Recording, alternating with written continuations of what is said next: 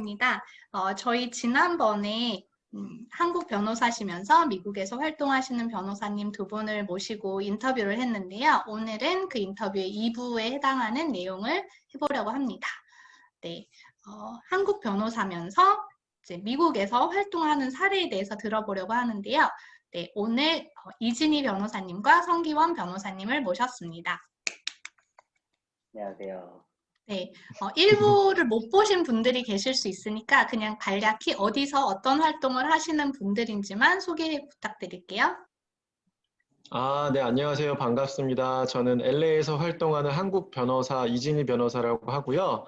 현재 케일러 컨설팅 대표이자 성 변호사님과 함께하고 있는 리앤성의 파트너로 활동하고 있습니다.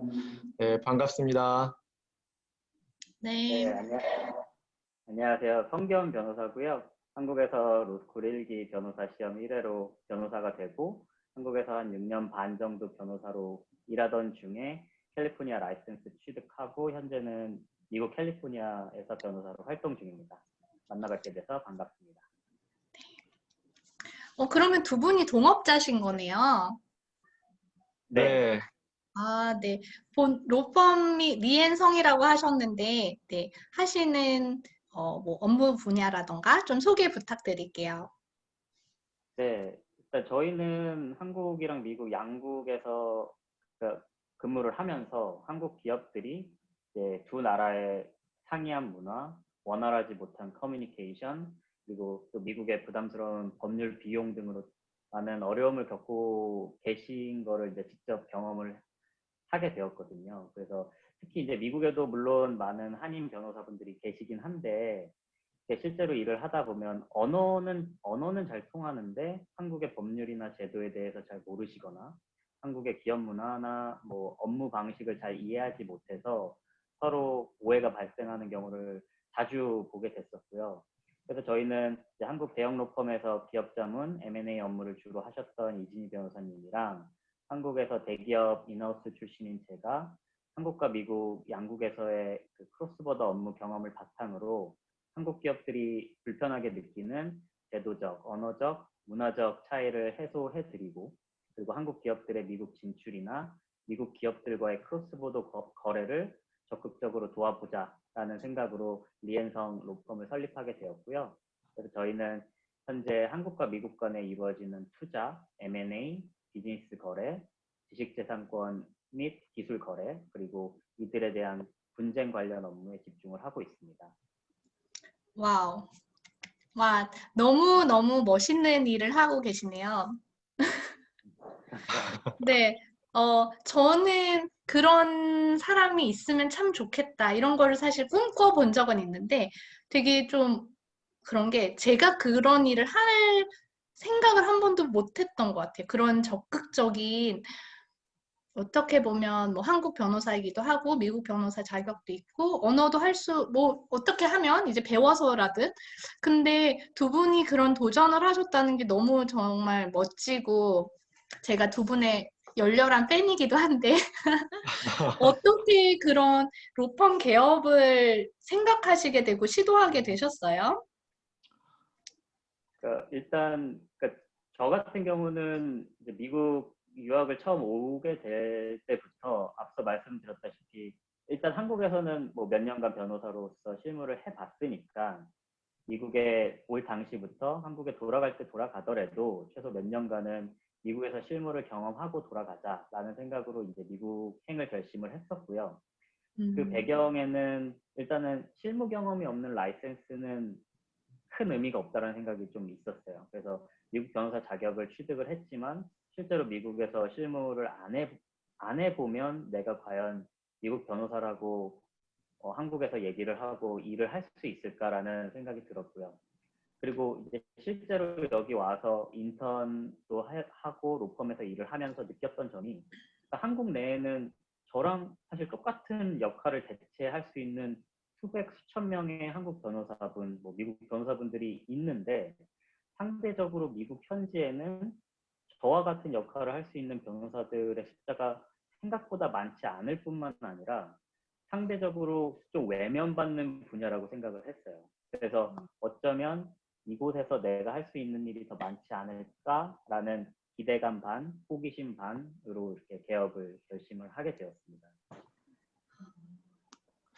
네, 저의 경우에는 사실 이제 먼저 미국에 남기로 결정한 것부터 좀 설명을 드려야 될 것 같은데, 왜냐하면 보통 이제 회사에서 그 유학 프로그램을 따라서 온 경우에는 뭐 대부분 돌아가셔서 이제 원래 트랙대로 돌아가셔서 일을 하시는데, 제가 이제 미국에 남기로 결정한 거에 사실 제일 큰 영향을 준 거는 그 아내 때문이었어요. 그러니까 아내 역시 이제 회사의 지원을 받아서 미국에 유학을 왔는데, 여기 LA에 이제 non-profit 단체에서 일을 하다가 계속 남아서 일을 하게 됐어요. 그래서 그렇게 이제 아내는 미국에서 일을 하게 되니까 이제 저 역시 이제 남을 건지 아니면은 한국에 돌아갈 건지, 만약에 미국에 남으면 어떤 일을 할 건지에 대해서 깊은 고민을 하게 됐죠, 사실. 왜냐면 앞서서 저의 많은 선배들은 사실 대부분 뭐 제가 알기로는 다 돌아가서 이제 원래대로 일을 했기 때문에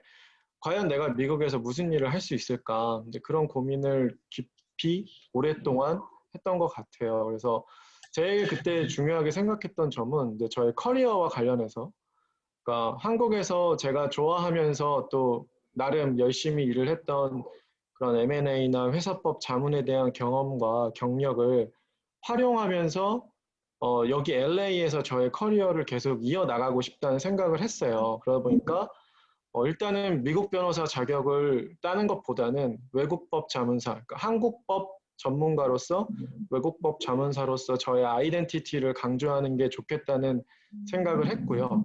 그래서 캘리포니아주 변호사 협회 이제 외국법 자문사로 등록을 하게 됐고, 지금 사실 상황으로는 이제 굉장히 많은 외국법 자문사들이 활동을 하고 있는데 한국 변호사로는 제가 지금 유일한 상태예요. 그래서 뭔가 저의 이제 한국법 자문 경험을 LA에서 활용하고 싶고, 그 어떻게 보면 토대를 좀 마련하고 싶었는데, 이제 방법으로서는 취업을 하는 방법도 있었죠, 사실. 근데 사실 여러 가지로 고민하고 여기 있는 미국 변호사들 또 여러 가지 이제 만났던 사람들이랑 얘기를 해보니까 제가 하고 싶은 일을 자유롭게 할 수 있으려면 취업보다는 개업을 하는 게 맞겠다라는 결론에 도달을 했고요. 물론 당연히 취업을 하는 것도 어렵지만 개업을 하는 것도 사실 당연히 어렵다고 생각을 했고요.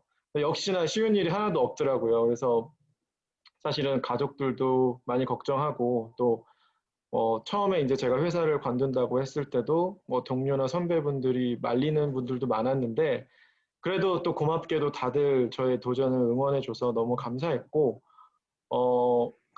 이런 여러 가지 고민하는 과정에서 또 성경 변호사님이랑 계속 얘기를 하고 있었어요, 저희가. 그래서 이제 저희가 얘기를 하다 보니까 이렇게 우리가 정말 하고 싶은 분야를 실제로 여기 있는 커뮤니티를 위해서 하려면 개업을 하자. 그리고 파트너십을 맺고 로펌을 한번 해보자라고 의기투합하게 됐고요.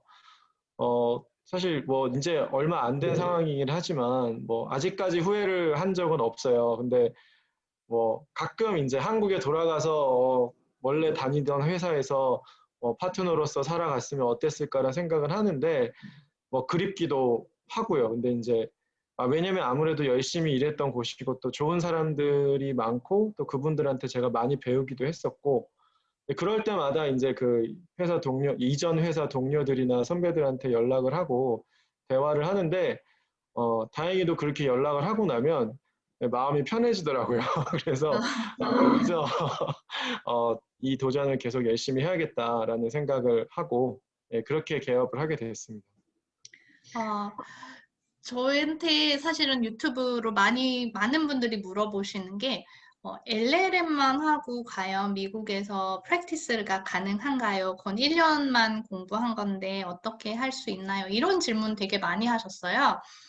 그런데 이제 제가 예전에 인터뷰했던 분도 LLM 하시고 지금 미국에서 거의 현재 10년 정도 업무하시는 분도 계시고 그런 예들은 다 있으신 것 같아요. 근데 두 분이 보시기에 한국 변호사 또는 한국에서 변호사가 아니신 분들이 LLM을 한 후 정말 미국에서 프랙티스 할 가능성이 있는지 뭐 그 성기원 변호사님은 인턴십을 LLM 하시면서 하셨다 그랬는데 그런 외국인으로서 LLM 한 사람이 LLM 과정 중에 있는 사람이 인턴십을 잡는 게 뭐 어느 정도 뭐 쉬운 일인지 어려운 일인지 그런 부분을 좀 나눠주시면 좋을 것 같아요. 네, 일단은 그러니까 취업이라는 카테고리를 놓고 봤을 때, 취업이라는 것만을 놓고 봤을 때는 그러니까 냉정하게 얘기하면 쉽지는 않은 것 같아요. 그러니까 LLM만을 졸업하고. 근데 이게 단순히 뭐 1년밖에 안 했으니까 뭐 실력이 부족해서 단순히 실력의 문제보다도 제가 볼 때는 신분 해결의 문제가 굉장히 큰 부분이거든요. 근데 앞서 좀 말씀을 드렸다시피 지금 현재 미국 취업 비자의 당첨률이 올해의 경우 30% 정도 수준인 상황에서 그러니까 미국 회사들이 외국인을 고용하는 것에 대해서 많은 부담을 느끼고 있고 특히나 이제 뭐 1년에 뭐 수백 명씩 이렇게 대규모로 뽑는 대기업들이면 그 중에 뭐 몇 명이 비자가 안 돼서 뭐 취업을 못 하더라도 크게 상관이 없겠지만 뭐 1년에 몇 명, 뭐 많아봐야 한 열 몇 명 뽑는 로펌 입장에서는 사실 그 한 명의 어소시에이트를 뽑는데 들이는 시간과 비용을 고려하면 이게 비자 때문에 단순히 비자가 떨어져서 일을 못하거나 이랬을 때 굉장히 큰 업무에 지장이 발생을 하거든요.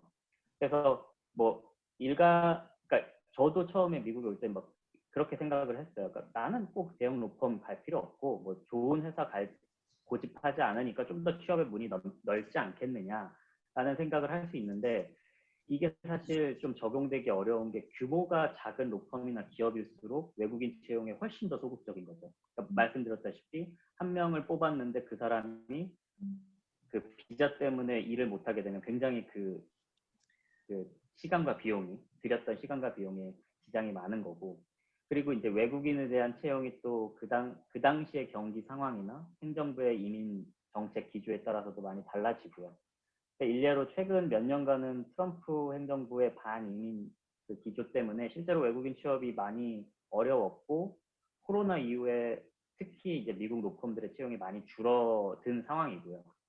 근데 이런 뭐 부정적인 얘기만 하려는 게 아니라 이런 상황에서도 분명히 미국 취업에 성공하신 케이스들을 저희는 많이 봤어요. 근데 그러면 그분들이 어떻게 취업에 성공을 했는지를 저희가 반면 교사를 삼아야 될 거고 대부분은 그러니까 한국에서 충분히 좀 관련 업무 경력이 있으시고 그다음에 확실한 백그라운드를 가지신 경우가 대부분이거든요. 근데 여기서 말하는 백그라운드라고 하면 뭐 엔지니어로서의 기술적 백그라운드가 확실하시거나 아니면 뭐 특허나 텍스처럼 좀 전문화되고 차별화된 본인만의 업무 분야에서 큰 성과를 이루셨거나 아니면 뭐 세계적인 글로벌 기업의 인하우스 출신과 같이 이제 클라이언트 릴레이션십 관점에서 뭐 채용이 고려되는 경우들도 있고요. 그래서 내가 만약 그러니까 미국에서 그거는 JD뿐만 아니라 LLM 뭐 다 포함인데 미국 내에서 취업을 생각하실 때는 단순히 미국 로스쿨에서 내가 학점을 얼마를 받고 성적을 높게 받으면 뭐 다 해결되겠지라는 생각보다는 분명히 내가 이 미국 애들과 어떤 부분에서 어떤 백그라운드에서 차별성을 가질 수 있고 그것이 미국 인플로이어들한테 어필을 할 수 있는지를 고민을 해보시는 게 좋을 것 같아요.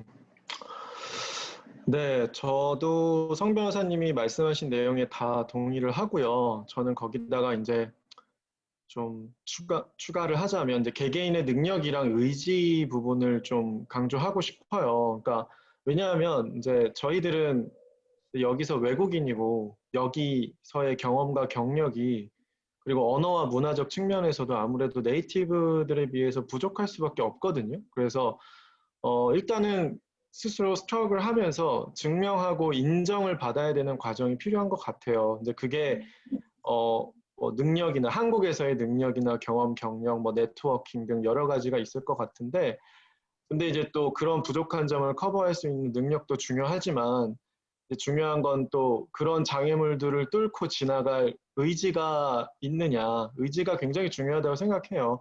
아까 안 변호사님 말씀하신 것처럼 한국에서의 것들을 이제 포기하고 간다라고 말씀을 많이 하시고, 저도 여기서 일을 해보면서 그 예전에 그런 지위나 뭐 그런 것들이 있었다고 생각을 하지는 않지만 외국인이라서 느끼는 이렇게 뭔가 느껴지는 이방인으로서의 그런 모습들이 있거든요, 사실. 근데 그게 사실 취업 시장에서는 더 냉정할 수밖에 없어요. 그래서 근데 중요한 거는 그거를 극복할 수 있는 그 능력과 의지가 있으면 할 수 있고 아까 성 변호사님이 말씀하신 것처럼 그런 사례들이 실제로 존재하거든요. 그래서 그런 거를 이제 좀 긍정적인 면으로 브라이트 사이드로 보시면서 준비를 하시면 어떨까 예, 그렇게 생각합니다. 저도 두 분 말씀에 동의하고 예전에 제가 이제 LLM 할 때 저는 그 당시에 거의 10년 전이니까 제가 봤던 사례들은 다 LLM만 하고 한국으로 돌아가고 LLM을 해선 취업이 불가능하다라는 것만 듣고 알던 시대여서 제가 미국에 계속 삶에도 불구하고 취업을 할 수는 없나 보다. 이거는 하면서 별 큰 기대를 하지 않고 LLM을 당시 들어갔어요. 근데 말씀하신 것처럼 그런 백그라운드가 있고 네트워크가 있고 어떤 LLM을 통해서 뭔가를 이루겠다는 목표가 있으면서 온 외국 학생들이 정말 많았더라고요. 가서 보니까.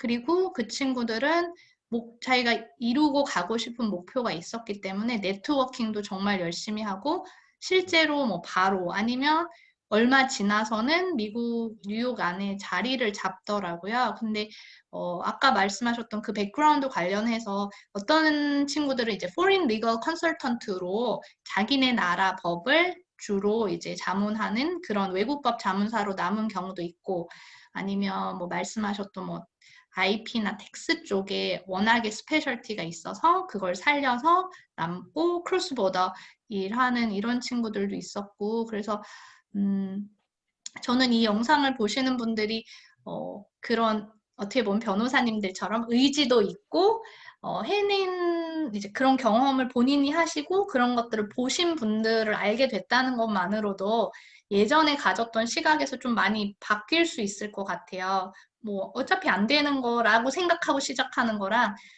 안 될 수도 있지만 나는 해보고 싶다라는 마음으로 시작을 하는 거는 저는 결과물이 굉장히 달라질 수 있다고 생각해서 네. 그리고 중요한 건 우선 신분 문제네요. 언제나 그렇지만 네, 참 어렵습니다. 그렇죠. 네, 그래서 많은 친구들이, 제 친구들도 예전에 보면 다 완전 초대형 로펌으로 가더라고요. 근데 그런 게 말씀하신 대로 비자 이슈나 이런 게 아무래도 인력 수급이 조금 나은 곳들이니까. 근데 로컬로 갈수록 리스크도 커지고 그런 걸 감당할 비용도 잘 없고. 근데 또 한 가지는 제가 로컬로 커네티컷에 있었는데 로컬에 있으면 우리의 장점을 발휘하기가 사실은 되게 힘든 것 같아요. 왜냐면 커네티컷에 이제 뭐 같은 경우는 인슈런스가 되게 큰 헤드쿼터가 있긴 한데 다 국내 일이거든요. 그렇게 크게 외국이랑 하는 게 많지가 않아요. 그래서 저는 내가 어떻게 보면 내가 더 살릴 수도 있던 많은 것들이 여기서는 발휘하기 굉장히 어렵구나라는 생각을 좀 많이 했던 것 같아요. JD를 다니면서 계속 나의 마이너스 사이드를 계속 보는 거죠. 근데 말씀하신 대로 뭐 캘리포니아든지 아니면 뉴욕 같이 이제 한국 사람도 많고 한국과 관련된 일이 있는 곳이면 가진 거를 꼭 포기하는 게 아니라 정말 120% 활용하고 나만 할 수 있는 분야들을 만들어 가시기 더 좋지 않을까라는 생각을 했습니다. 제가 잘못 갔네요. 위치를 잘못 선정했어요. 근데 말씀하셨는데 두 분은 그럼